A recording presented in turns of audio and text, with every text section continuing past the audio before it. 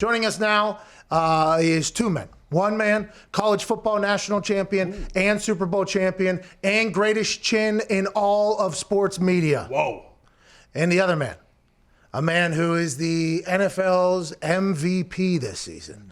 A man who just had a win in the divisional round over the Los Angeles Rams. The man who did not wear his long john underwear because he said it isn't that cold.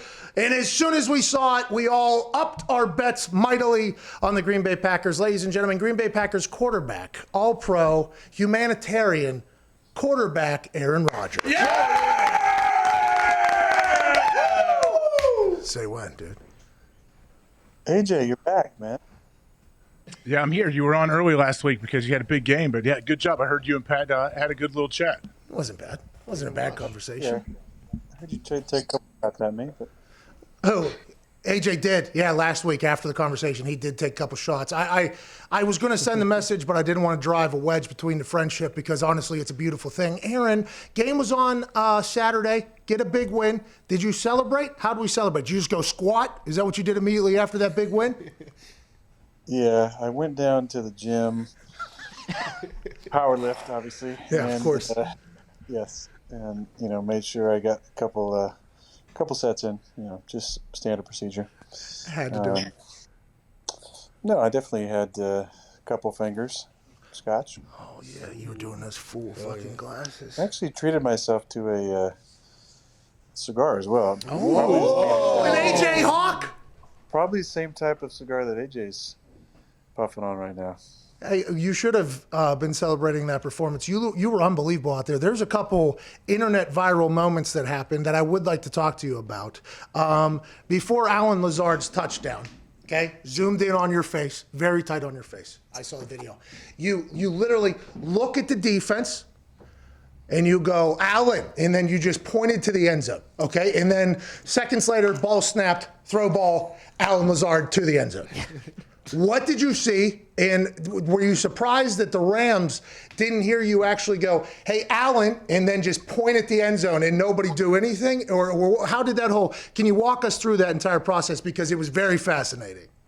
That's not what happened. That's what happened. Allen, need you to score a touchdown. It's basically what you just said. It's basically what happened. That's not really what happened. I was surprised that was actually the play where they caught my half smile or whatever.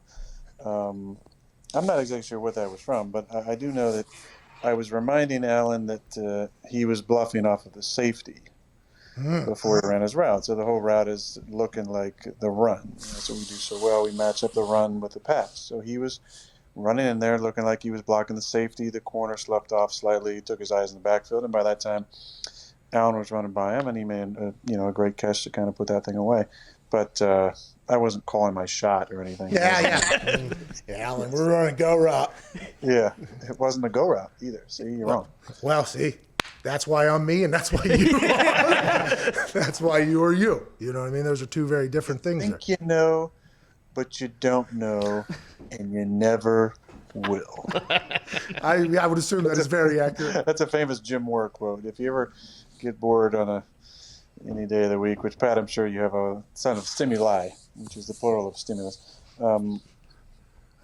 Stimulus checks are out, by the way. Whoa! Yeah, speaking of stimuli. Old Jim Moore interviews. There's some excellent ones. I will.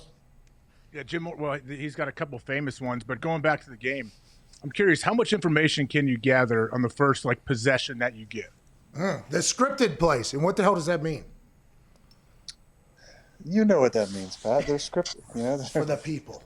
These are written down beforehand. Got it. We'd like to run these 15, 20 thoughts at some point in the first 15 to 20 plays.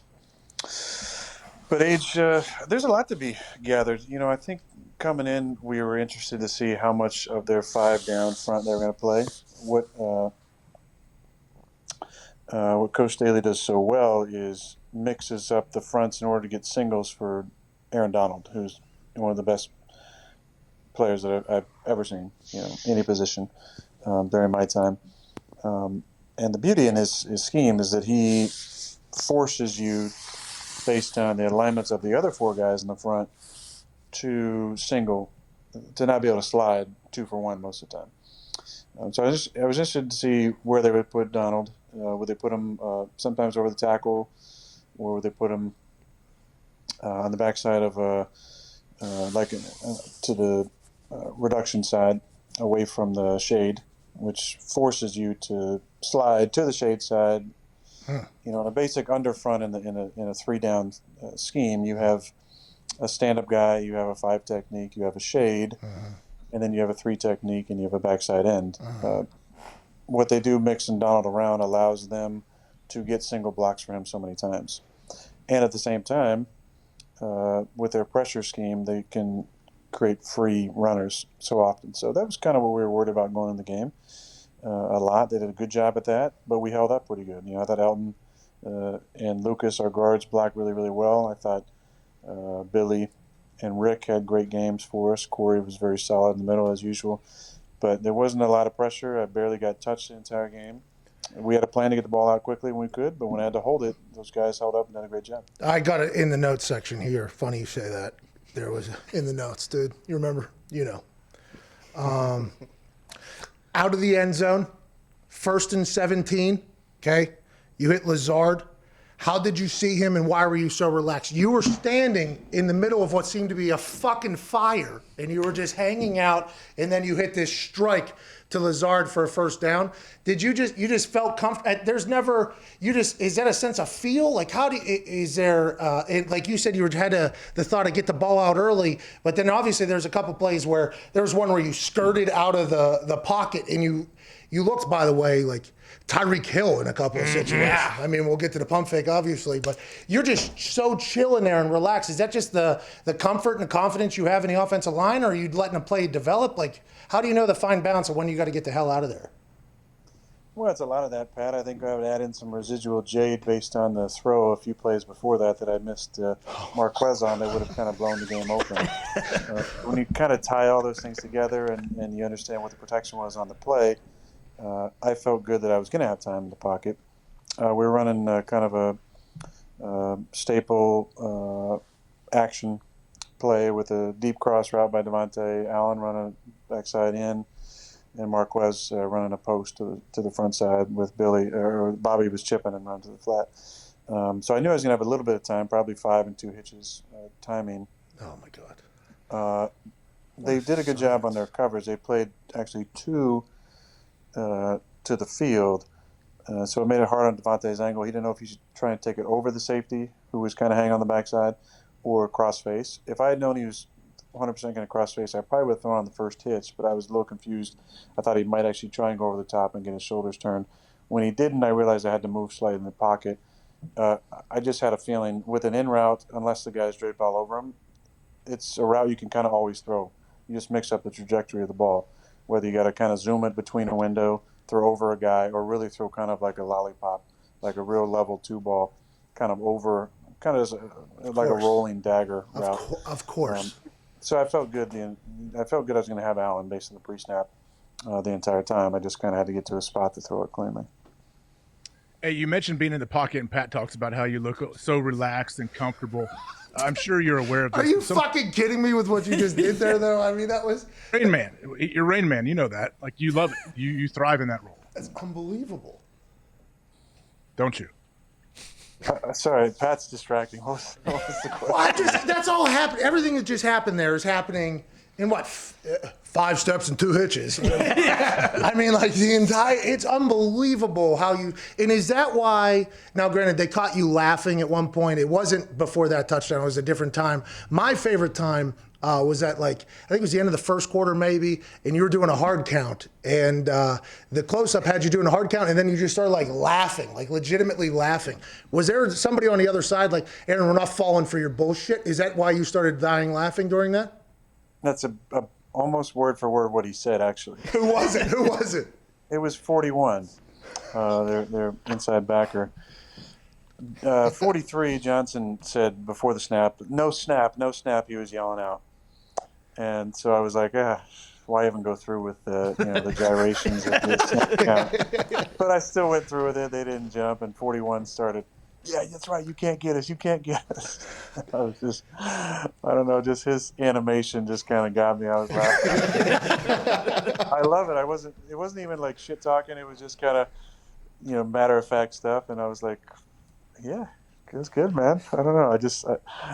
I enjoyed the back and forth. And again, it wasn't even really back and forth. It was just kind of like, yeah, you're not going to get us. You're not going to get us. Like, we know that snap count. I was like, yeah, you could have just looked up at the clock too.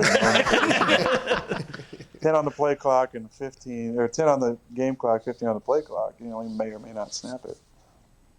Hey, speaking of, talking back and forth with some of the guys you're playing against, what's your plan for Ndamukong Suh? Are you going to try to maybe butter him up pregame? What are we doing? Because I know last time you thought you were going to have a meeting at the buses just to kind of hug it out. Like, where are we at right now? I completely forgot about this storyline. I am pumped. This is awesome. I don't think there'll be a whole lot of conversation this week. Damn. I wouldn't expect a whole lot of conversation. Next question, he said. This is the go ahead, Abe. You're talking about being in the pocket. I had a real question about, so you see this happen sometimes where a quarterback will be dropping in the pocket, he gets antsy, he actually has good protection, but it feels like, hey, this is when the pocket will break down, and he still escapes the pocket. How do you keep yourself from doing that? Because I see guys do it all the time. Two things. One, you get older, so you can't as much. And two, you get popped really hard a few times. That'll make you stop doing that. Those are actually real answers, but the third part of it is you just have to learn from your experiences and go back, and when you're watching the film and seeing yourself leave the pocket early, and I did it at times during my early career for sure. Just kind of antsy, or you feel like, oh, this blew wide open and I'm athletic enough to get out and make something happen. Every time you do one of those things, you kind of log it and lock it away in your mind, and remember kind of just that feeling in the moment, work on in practice, not trying to get out too early, and subtle movements in the pocket, and going through your progressions and not looking at the rush. So it's a process, but those two things will really help advance that process. One, aging, because then you're not thinking about running away from guys anymore, and two, taking a big time shot, whether it's as you start leaving the pocket or once you've left the pocket. That'll stick with you as much as watching the film the next day. You are getting older. It's a lot better than dying, by the way, so congrats. Yeah. Attaboy. Stay alive. Way to go. But you had a tud, Hey, you look like a young man out there, okay? Mm-hmm. We get out in the flat, we pump fake a soul out of a man. I mean, that guy's soul that was maybe the highest jump I've seen somebody ever have for one of those pump fakes, because I would assume he thought you could definitely throw it over there. Then you just sneak in the side door there. I mean, let's go. The body's feeling good. The squats are working. What was the mindset on that game, on that play? You did say you are a pump fake down the field guy. It worked out for you there. Are we going to see a couple of those this weekend, maybe drawn up by LaFleur? Maybe some ISOs with Aaron at running back? I'm not sure, Pat. Okay. That's competitive advantage. I can't give you the answer on that one. Smart strategy. But, I wasn't down the field on my pump fake, just for the record. I was behind the line of scrimmage still. True. So it wasn't as fun as the beyond the line of scrimmage where you pump fake and get a guy. Those are really fun. I think that I got Leonard on that one because I was legitimately going to throw the ball to Big Dog, who was right behind him. Oh. A lot of times, guys just run at you and really won't go for the pump fake. So I was actually anticipating maybe that happened, which later in the game we had a laugh, Leonard and I step up in the pocket to the right, and he had been dropping in coverage. And I was thinking about pump faking him, and I could tell he wasn't going for it. He was like looking at me, closing. And I ended up just rifling one guy through the back of the end zone. And then, kind of laughed about not being able to get him twice, But I legitimately was trying to throw it to Big Dog right behind him, and when he jumped in the air, I just realized I could move to my right, still thinking I'm going to throw it, not thinking I'm going to have to try and run it in. And then, about the 2-yard line, I realized I'd probably get this one in. Then I did something I hadn't done my entire career, other than a soft toss in 2011 at Kansas City. I threw the ball into the stands. I'm not sure what the fine will be, if there will be a fine or not. I will state my case publicly on this program. Thank you. First and foremost. Hearing adjourned. Because of the COVID rules, I actually have video evidence that the ball did not endanger anyone in the process of flight. See that? It landed in an empty section of seats. Now, there may have been some sort of melee of individuals trying to get the football. I have nothing to do with that. No. So, I You shouldn't incited be. You incited this. You did kind of incite the COVID super spread. Jeez. But I did. That they could have, if people really wanted to keep social distancing, they could have let the ball sit for a while. True. Some stadium attendant would have came down. Bingo. If they're a volunteer, I would say they should get to keep the ball. If not, they can find their favorite person who maybe tipped them the most or had the best smile on that day or maybe the best mask. Give them the ball at that point. Now we're helping. Now we're helping small business as well. Each security. People helping people. That's what you're all about. So if you get fined for that, I mean, what are we doing? Come on. You know what I mean? And that. Now let's talk about you celebrating there, throwing the ball in there. There was a couple moments, where it felt like you guys could feel the crowd a little bit. Am I misreading the situation, or was it very nice to have a little bit of a pop after something good happened? Pat, it was the most normal that the game has felt the entire year. I mean, it really, really was.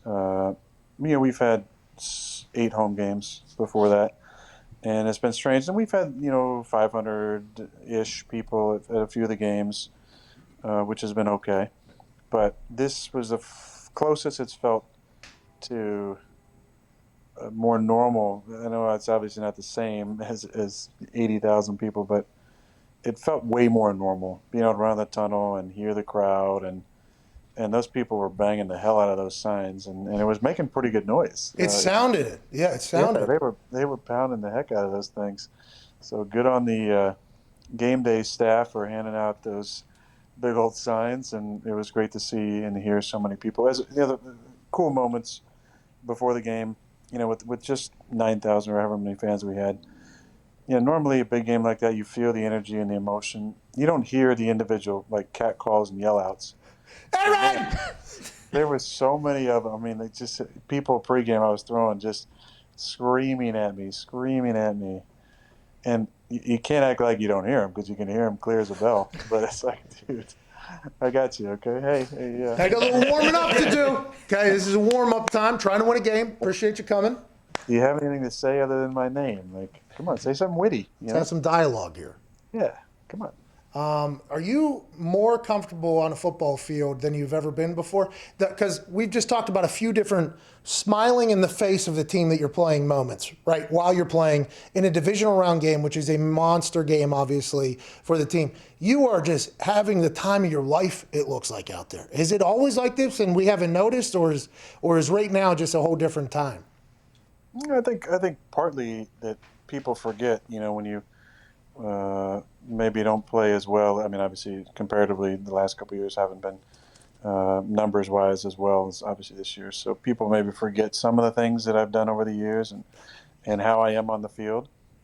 So again, with more eyes and more attention, you're going to see, things that you think are new, but actually aren't that new at all.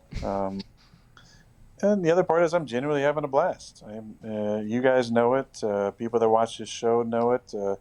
The guy down at FedEx today that I saw knows shout it. out. Like, I've been a lot happier the last year. Like my life is my perspective, my mentals. It's been a really good year. I've said it before. The show has been so much fun on Tuesdays, but the perspective that I've kind of taken to the field and lived every day with, I think, has allowed me to just be a little happier, and shows up on the field. Now, I guess how worried would you be if you had this same mindset, you had the same approach, and you guys were garbage and you stunk this year? Would you be able to stick with it? I love you bringing that positivity age. See, I think you're missing the whole point of it. It's perspective, my friend. And it's not a winning cures all. It's not they drafted my replacement and this is how I play mindset. See, that's where people are wrong. That's why they don't understand the attitude of gratitude and a positive mindset all the time. It doesn't have to take a crescendo moment of somebody else doing something to you. It's when you take ownership of your own life and start working on yourself and loving yourself and changing your own perspective. that's when true change, I believe, happens. Now, some of us, and we've all been there, where there's been some sort of galvanizing moment for us, or some awakening, some moment of what's the word? Enlightenment. Enlightenment, epiphany. Like, there's all been those moments. But for me, the true growth has happened when I said nothing that happens to me has to affect my reactions. My reactions are my own. Things that happen to me don't have to influence my life in a negative way. And when that perspective changed, I realized I was in control, complete control of my own attitude, perspective, routine, enjoyment, joy, happiness, love, all those different things. And that's been the biggest weight off my shoulders. Not any draft pick that happened or any end of the tunnel epiphanies. It's just been really working on myself and changing my perspective.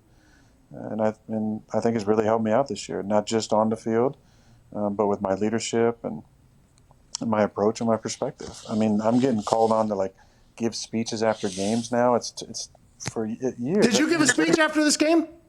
Yeah, but the last. Oh, can we please? Come on. We all won. I mean, we all won. I mean, I don't know if they tape it or not, but I would definitely give you first viewing rights on that. But I appreciate that. Age, you know me. That's just not really been my personality over the years, and it's been fun to have those opportunities. I don't know if guys fully understand some of the things I'm saying. I mean, I'm not necessarily talking about chakras and all that stuff, but I do talk about how important it is to have the right mindset, to visualize things, to manifest the things that you want. Some guys might be thinking, what's this old guy talking about? But I do believe there's a lot of power in setting intentions to what you want. It's the same thing as goals. It's just more of a energy focus. It's not just some, like, a lot of times goals I think are maybe off in the distance and they're too lofty or unrealistic. And it's kind of it's goal setting with a super energetic focus, I think. That's was there a moment where that came? Did you just say, like, you know what, I'm going to start being like this? Or how long did it take to kind of have that kind of switch entire everything? Because I assumed, if I were you, like, there's spite stores that happen. There's spite revenge bodies that happen. There's spite seasons that come. The amount of positive that you're talking about to a situation, I think, is very amazing, because a lot of people, to your point, did assume that you were going to come scorched earth this year. And it seems like you're the complete opposite, actually. It's not like that. I'm very comfortable with who I am. Is that kind of the way you feel and view it? Well, you know what happens when you start assuming things, Pat. Oh, yeah, the ass you me thing. Mm-hmm. It means you're an idiot. I didn't know. I've never heard that one. That's a new one. That's on me. That's a new one. That's a good one. Yeah, you can use it, steal it. Go ahead. Just give me the credit, please. Look, I don't know when the speech thing happened. I think he just kind of called on me that week, a week to like say something, and it was good. They were like, let's bring it back. It must have been okay because he's been asking me to run it back. Aaron? Last year, I felt like Big Dog got to speak every week, and it was fantastic. So I don't really want to compare myself to him or even the great Charles Woodson, who Age knows during our run. He was basically talking every week. But I do appreciate the leadership opportunities and that expansion of that role. That's been a lot of fun. But I keep thinking, like, this last game, I was like, okay, like, he's not going to call me this week, right? Like, he's gonna go to a defensive guy or maybe not even have anybody call, and he's like, all right, Aaron, call us up. I'm like, okay. Bob Ross of football, you want to? But the best part is it's so kind of off the cuff. Like, that's when I speak the best. I mean, I've given speeches over the years. I like write out, like bullet points and then break it down and go like, outline to bullet points to like specific things I want to say, and I get up there and it's just I can't even get going. Can't do it. Throw this shit out. Like, let me just hey, wink. Nick Cannon in Drumline. That's how I always talk about how I don't know if you've seen the movie. Nick Cannon, incredible drummer, can't read the music though, but he can hear it and he can repeat it. That's kind of how I am when it comes to speaking. If I'm trying to read the thing, I am a nightmare. I am an absolute nightmare. So I like the fact that you're getting a chance to go out there, shoot from the hip, motivate the boys. You reference the run there, and I apologize, AJ. I'm going to move this forward. That's on me, 100%. I'm an asshole in this situation. But you talked about your run when Charles Woodson was talking to the team, and you guys won a Super Bowl and all that back in the day. How does this team feel? How does this run feel versus, let's say, then, or maybe even last year? Because you guys got to this game last year. I don't know if you remember exact feelings leading into the championship week, but how do you compare this team, the feeling you guys have, the way you're playing, to teams you've been on in the past? Yeah, it's a little different. I mean, this will be our 5th championship game together. Each one very different types of teams. I feel like in 2010, everything was so new. We didn't realize how good we were, how good we could be. We're just kind of riding the wave. And the wave was cresting and pretty powerful, and we kind of put it all together at the right time. And the Atlanta game springboarded us, I think, confidence-wise, and our defense played so amazing the next week against Chicago. Then in 14, maybe our most complete team that we've had. We just felt like as complete it was. There was going to be some changes after the season on just some guys that we had and guys moving on, and we just really wanted to get it done, whether it's for Julius or Age or any of our older guys. I feel like, that was just such a special group of guys. Don't even want to talk further about what happened in that game. 16 was a lightning in a bottle, man. We were 4-6. We won 8 straight. And it was this amazing belief that we had, and a team that talent-wise wasn't as good as probably any of the other 5. But man, we had that special chemistry and belief in each other that was really, really special. And one of my favorite years probably was 16.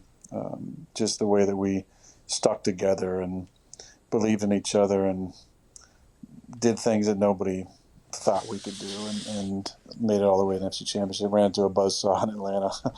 And then last year's team everything was it was kind of like a reset, total reset, just brand new, and different guys. Brought in Z and Preston and Adrian and Billy Turner, and just new guys, new energy, new coaching staff, obviously.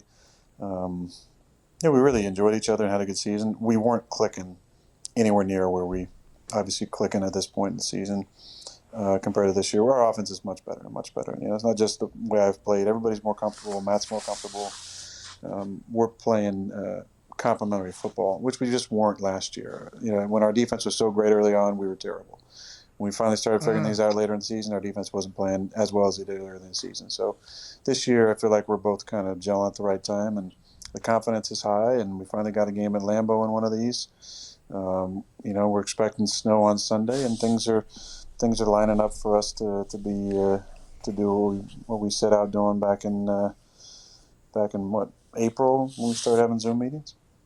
Hey, speaking of that cold, do you have a plan on how you're going to combat the cold with your whatever clothing you might wear? Are you avoiding nightshade vegetables and trying to eat only alkaline foods? What's the plan? Smart. Well, I will say that I did not wear the toe warmers or the turtleneck, as you saw. I was worried. Because it just wasn't that cold Saturday. That's what we thought. Comparatively. That's what we thought, to games that we've had. This one, I believe, will be much colder. Not sure how much colder, but probably we'll put those two things back into the repertoire. Okay, good. Clothing. And we'll see if I need anything else. Hey, when that one's out, everybody knows what happens. Oh, yeah. It's going to be a shit show for the other team. Age used to wear, he probably hasn't said this in the show, but he used to wear a heated soft cup. Click clack, dude? Is this Under Armour? Yeah, man. Yeah, I don't know. It was kind of one of his cutting edge brands that he used to stomp for. But you just want to keep the whole geesh and package nice and warm, I guess. I don't know what the thought was. What was the thought behind that? It was sperm count. Laura wanted me to keep my sperm count up. We were still trying to have kids. It worked. Yeah. It worked. Stay away from Mountain Dew. A lot of children. I'm getting in my ear 29 degrees and large chance of snow or whatever this weekend. So it's coming down. It's about to be Aaron Rodgers weather. Can't wait for it. Ty might be there, by the way. Ty's trying to get there. I don't know if you know this. I am trying to I think he has successfully potentially found a golden ticket. We will see as the days roll ahead. Ty, what do you got, pal? Aaron, I don't think very many people were talking about the importance of this play, but when you recovered that A.J. Dillon fumble, it seemed like the initial reaction was, I'm going to make a move here, and then I'm going to skirt 60 get pay dirt, get a touchdown there. Was that, your initial thought at all, or were you just thinking, okay, let's get this thing back to the line of scrimmage, get a first down, and move on? Yeah, that's a great point there, buddy. I was actually thinking about bringing that up earlier and answer. I'm glad I didn't, so I can answer your question, which you always ask good questions. So on the play, if you watch it back, I actually faked like a body language, like I was going to throw a run solution out to the right. And when I turned around, I kind of heard the contact. That took my eyes back to AJ, and the ball was coming right at me. And my first thought was falling it, right? But then it took a kind of a candy hop to me. So I said, And my eyes went up. I could feel guys are coming from my eyes went up to the left, and all I was thinking about was, I'm going 60 right now. I was telling some buddies afterwards, I said, I legitimately was like, okay, this is it right here. Like, this is game changer. I'm going to break loose. And I moved to the left. Man, that thing closed fast. It's different speed out there. It was an important play, though. I haven't had a fumble recovery in a while. I always feel like one of my greatest plays of my career was a fumble recovery I had in 2012 against the Arizona Cardinals that nobody would remember. But I literally was carrying out my fake on the backside of a play and dove and like left-handed hooked it when there's like three defensive players around the ball, and just kind of got up and walked back to the huddle. Never got a whole lot of like, hey, great play from that. kind of bummed me out a little bit. Maybe people are thinking, what are you doing, you idiot? Like, you're just going to tear your shoulder up for a fumble when we're up by 3 scores? But I don't know. I just felt like that was a really, really fun play for me. You don't get a lot of chances to look athletic, like being me and kind of where I'm at in my career. So any chance you like something comes up where you're thinking, man, this could be the play. Like I ran the touchdown and that was pretty cool. And I was thinking twice in one game, I'm going to break loose here and go for about 40, maybe make the guy miss. No. Yeah, it happened. And by the way, I had dreams of doing that too on one fake field goal. And you're much more athletic than I was then, but talk about the brand for a second. I went against wearing for the brand just because my friend who AJ knows, Jordan Tripp, sent me this shirt, which you probably don't understand the reference, Pat, because you're not a movie guy. But one of the greatest movies of all time. This is a quote from it. Before a duel happens. You probably don't know what this is, do you? Tombstone. Okay. You're getting in your ear, I know. Right now. No, I'm not. No, I'm not. Doc Holliday, dude. What's going on? Yeah, who's he dueling with? That son of a bitch. He shouldn't have been there. Shouldn't have been there. Not this day with Doc Holliday. No way. Johnny Ringo. Oh, of course. Looks like somebody just walked over your grave. Man, you love that movie, huh? Tombstone? I do. I watched it every other day in college at the dorms on my little 17-inch TV with a built-in VHS player. Swag, dude. Swag. So much. Speaking of swag, it is alleged that Davante Adams went to Jalen Ramsey before the game and said, let's give the people what they want here.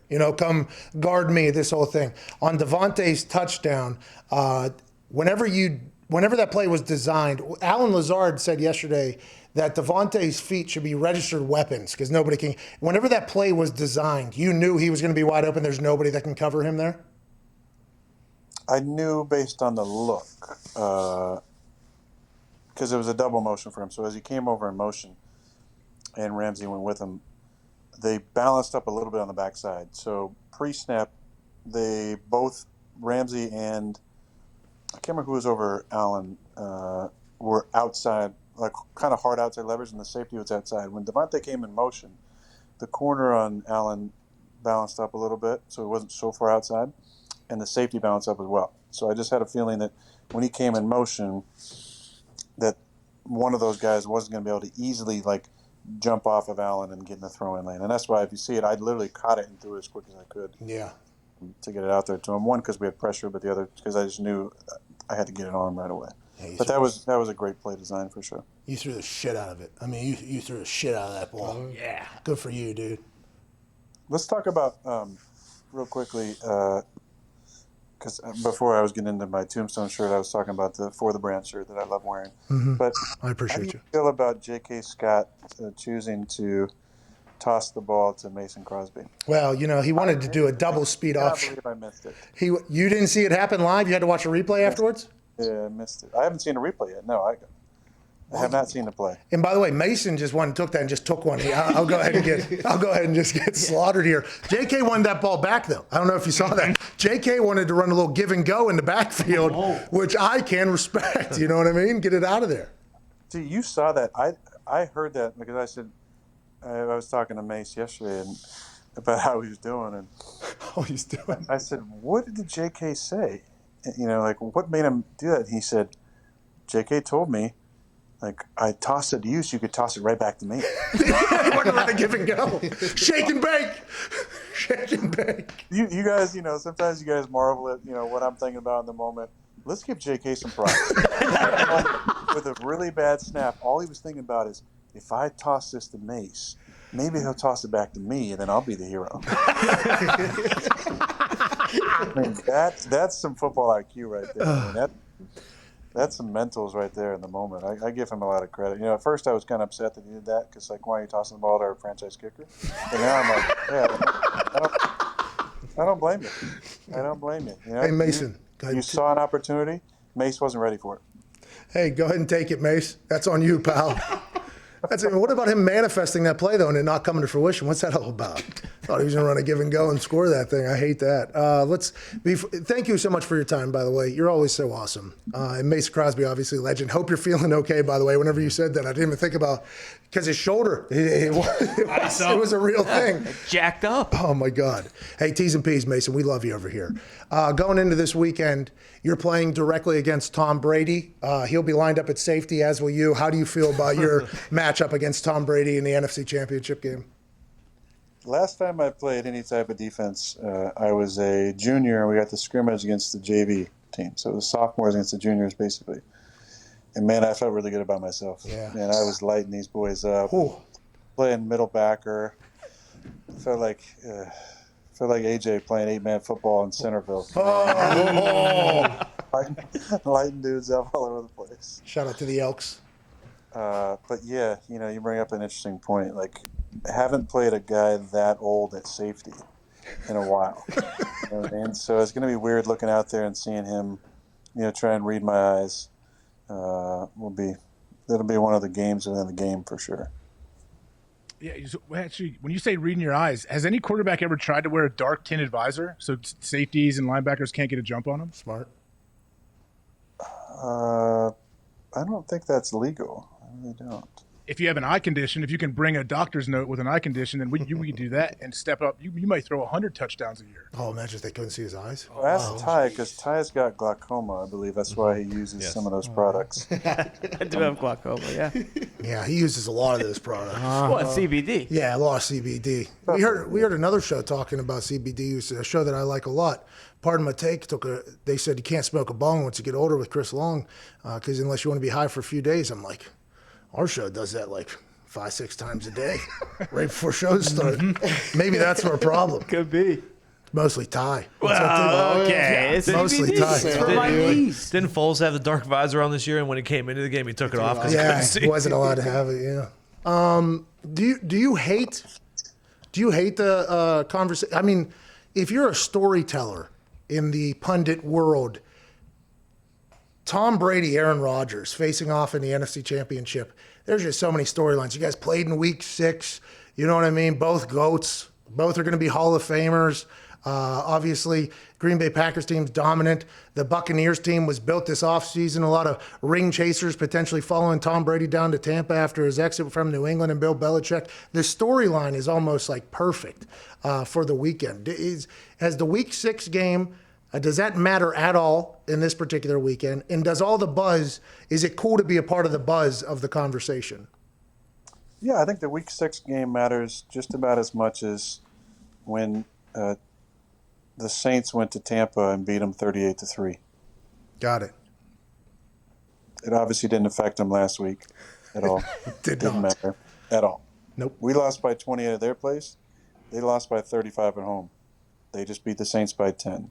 This is a funny game, and things change. Teams change and evolve and either get better or get worse, or there's not much staying the same. But there's an evolution throughout the season of play calling, adjustments, guys playing good, guys maybe falling off, young guys stepping in. There's a lot of things that happen between then and now. So I'll give it as much credence as they gave that 38-3 game, which obviously meant nothing to them when they went out and beat the Saints on Sunday. Valid. But yeah, I will say, just to your other point, this is definitely some media porn this week, right? You got yeah. It's me and Tom, the old guys on one side, average age of 40. You got the young guns on the other side, Pat and Josh. You got, obviously we played during the season. Did they play during the Same week. Yeah, week 6. They played as well. Yeah. So, there's a lot of good storylines, and then they're obviously going to prognosticate the potential matchups. Of who's it going to be if this guy wins, if these guys win. Pretty good couple few days for the league for sure, for the media, for football in general. It's going to be a fun Sunday. Okay, so last thing for me, what would you like fans to yell at you pregame? Yeah, good call. What would Ty. get your attention? So like maybe some kind of alien situation. I don't know. Like what do you think would get you to turn around and give him the fist pump like Brady Papinga? Something about Bob Lazar, maybe. Oh, Bob Lazar. That poor guy. Disclosure. Yeah. No, I think what often gets my attention, and they used to do, they do the sign, the "Show Us Your Sign" song. You remember the song, Age? Everybody hold up their signs. We always look for good ones, And there's a lot of standard "Go Pack Go" or "Here's my favorite player number," but there was some occasional interesting kind of non-traditional-ish type of signs that would catch your attention. Just yelling my name over and over is not going to make me want. If you do it for maybe I told a story about the Philly fan. If you do it for an hour straight, I'll probably at some point turn around and give you, hey, thanks. Good pursuit. Good pursuit. You can go I know you could probably even hold the pee, or you got to go get a beer or something and on up. But yeah, something maybe a little more interesting. Sign. Creepy. I don't want any creepy things. There's been some creepy cat calls and signs over the years. I'm not asking for that, but just. Well, you're Aaron Rodgers, dude. I won't do what A.J. Hawk did to the crowd. I can promise you that. Yeah, he was just everybody could get it. Jeez. And I hate you. You spent money. It's my favorite mug, though. It's my favorite mug. Oh, I don't have it today because I want to see you guys, drinking my water. Oh, that's good. Hey, you know what? That's inspiring. We'll drink our water. Yeah. Oh, we'll drink our waters. That's not. Yeah. Who you got on the desk? You got Hefty Lefty. You got a Colts game ball. No. So this is a Vinatieri ball. This is there was only. I mean, by the way, I learned a lot about me. I was number 100. You know what I mean?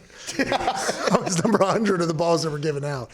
I think there's only, I forget how many, but it's always records and shit. It was it was a gift or whatever. You know what I mean? From the people that made the ball. I could sell it. And then I got Nick Mangold's barbecue sauce here. Ooh. Oh, yeah. You know what I mean? The best. Did you get that from Age, or are you friends with him personally as well?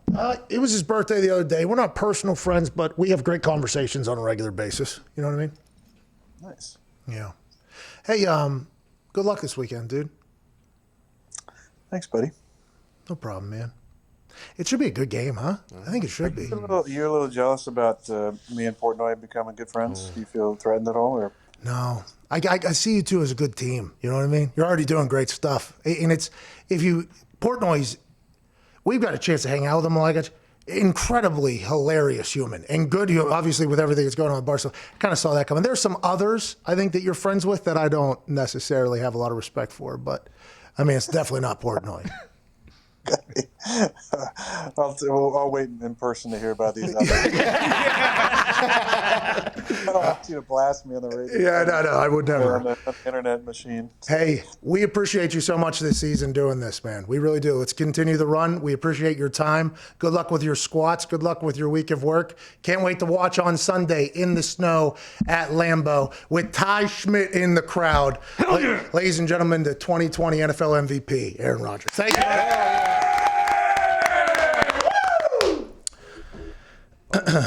Quick angle. Ty has to get his attention pregame, obviously. Yeah, Ty. I'd say Bob Lazard's sign.